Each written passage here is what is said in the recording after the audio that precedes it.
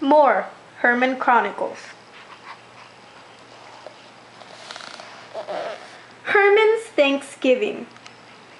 Lizzie the lizard had been moping around the woodpile for several days. "What's the matter?" asked Herman. "I'm homesick," sobbed Lizzie. "It was exciting riding down the canyon in the flash flood, but I miss my family and it's too far to walk back up the canyon to get home." "I'm sure we can find a way," Herman answered. "Come with me to my place in the woodpile, and we'll see if Hester or George have any ideas." Lizzie perked up a bit. "They say that 2 heads are better than 1, he said.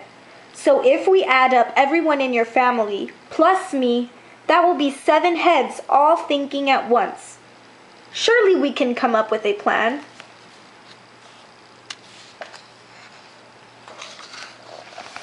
They ran to the woodpile by the cook shack.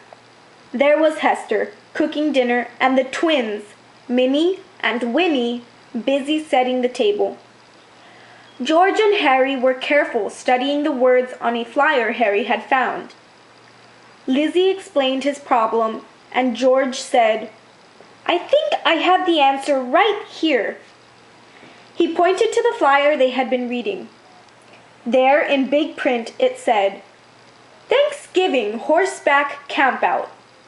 There were directions to get to the donkey farm where everyone would meet, and then they would leave late on Wednesday afternoon and travel up the canyon to the lookout point where they would camp for the long weekend.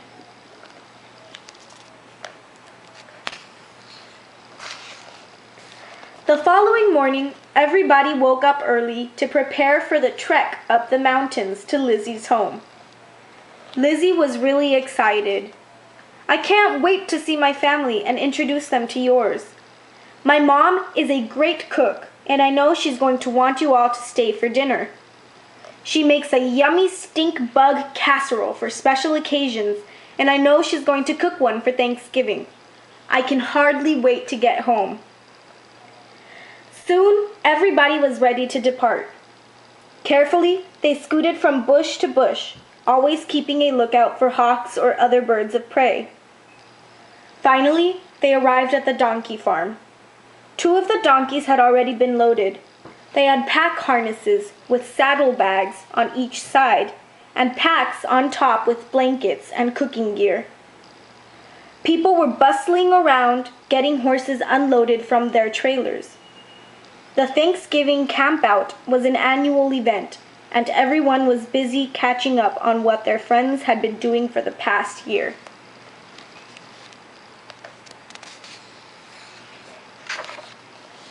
Lizzie and Herman and his family hid under the chicken house, where they could see without being seen.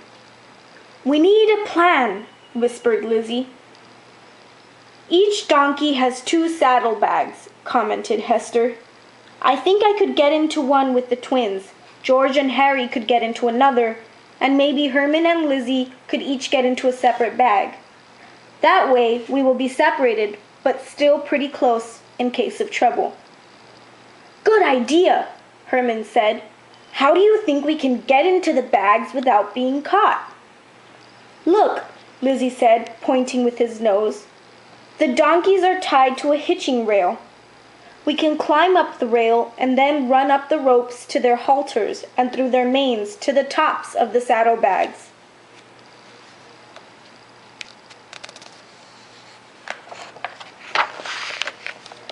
"I'll go first then," said Hester bravely. "And you twins come right after me." She climbed up the hitching rail and scampered along the rope to the halter of the first donkey. The donkey's eyes got very big and his ears began to flop back and forth, but none of the people noticed. "Hurry!" Hester squeaked, and the twins quickly followed her. They got under the flap of the saddlebag and worked their way right down to the bottom. "Harry!" Herman squeaked. "You go next!" Harry ran to the next donkey and got himself safely in a saddlebag. "This is working quite well," Lizzie said. "You next, George." Grandpa George started for the same donkey that Hester and the twins had climbed onto. But as he reached the halter, the donkey shook its head and George flew off and back onto the ground.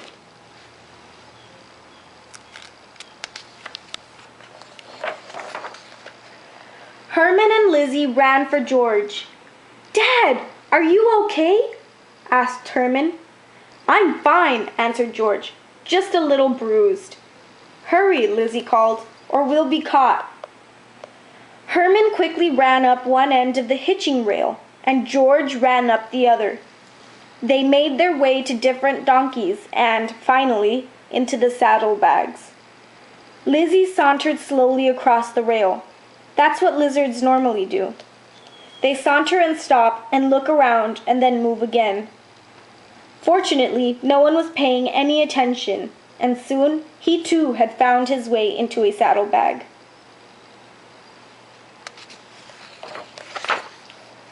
"Head 'em up and move 'em out," shouted the leader of the group as he mounted his horse and headed for the gate.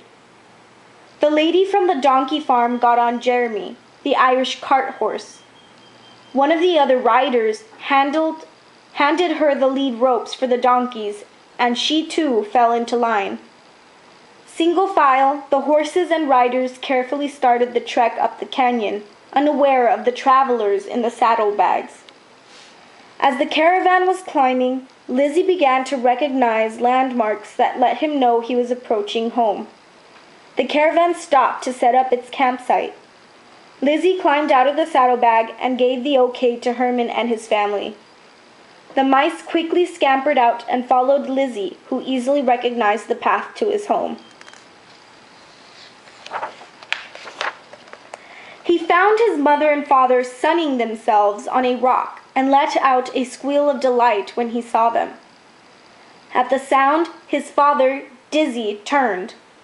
"Lizzie, my son," he called out, "where have you been? We thought you drowned in the flood."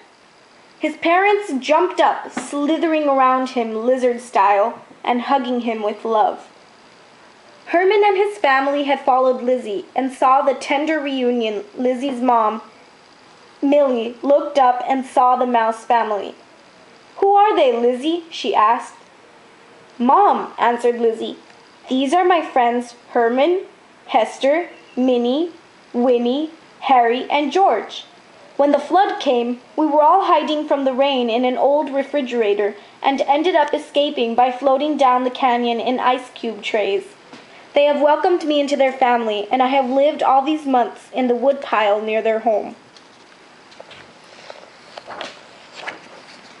"How did you get back?" asked Lizzie. "We came with the horse caravan," answered Lizzie. "The whole mouse family helped with the plan, and so here we are."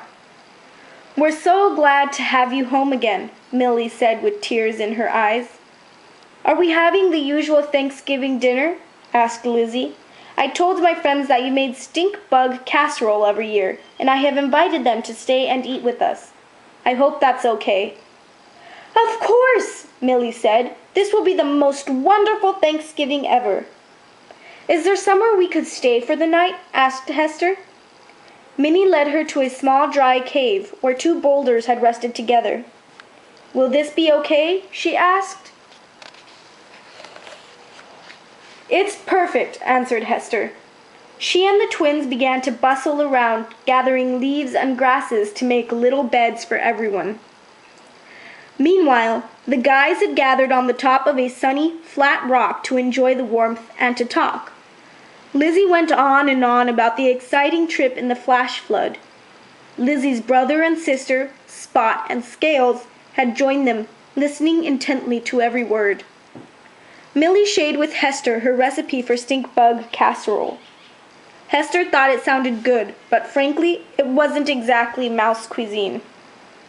She shared her thoughts with Millie, who smiled and said, "I can arrange some tidbits that will be more to your family's taste. For now, let's get started on setting the table."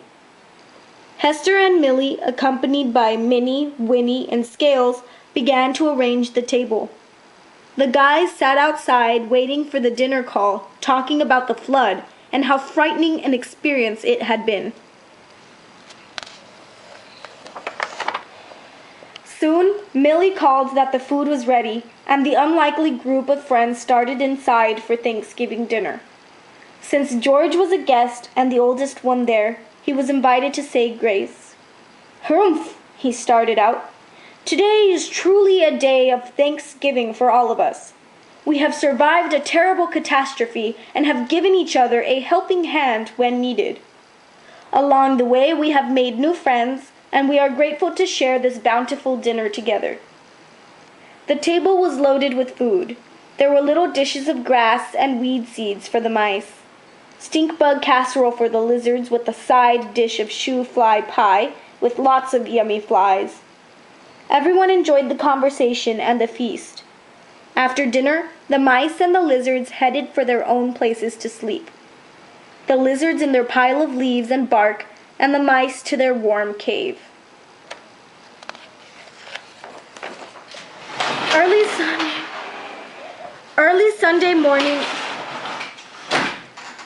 Sunday morning, they made their way to the horse camp. When no one was looking, the mice ran over to where the donkeys were tied and climbed into saddlebags for the trip home. They knew the donkeys would stop at the donkey farm, but did not know which horses would stop there to be loaded into trailers and which would just continue to their own homes on foot. The leader called out, "Head 'em up and move 'em out," and the ride down the canyon began. The movement of the donkey made them all sleepy, so the trip home seemed to be really short. Finally, they were back at the donkey farm. The mice managed to get out of their saddlebags undetected and headed home. No one had noticed them at all. Only the donkey wagged his ears and hee-hawed a goodbye. The long climb up to the woodpile by the cook shack was finally over. "I certainly enjoyed the weekend," replied George. "That Dizzy told some great stories."